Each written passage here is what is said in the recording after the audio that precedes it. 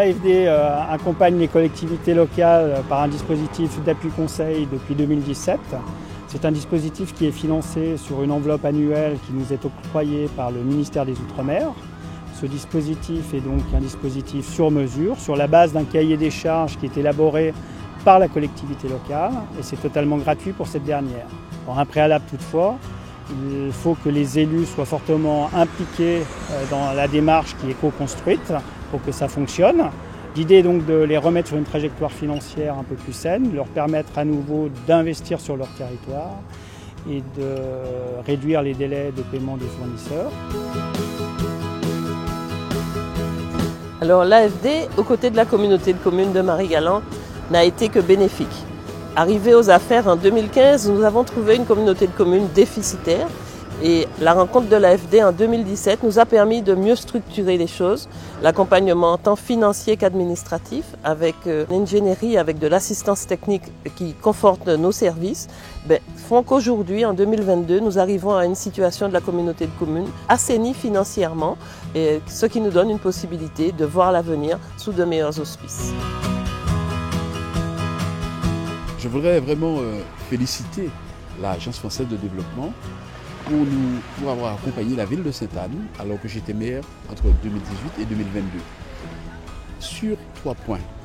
Le premier, c'est une convention d'objectifs pour redresser la situation financière de la ville et aussi améliorer l'organisation. Deuxièmement, les appuis techniques, la commande publique, la carte scolaire, le service technique, l'éducation et aussi une assistance à maîtrise d'ouvrage sur le plan séismatique pour la réalisation de certaines écoles.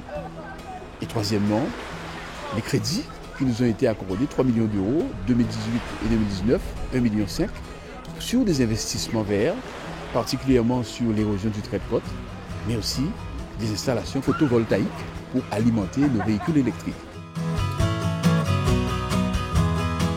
Cette convention que nous avons signée avec l'AFD vise plusieurs objectifs. D'abord, sur un premier plan, le financement au niveau de la ville.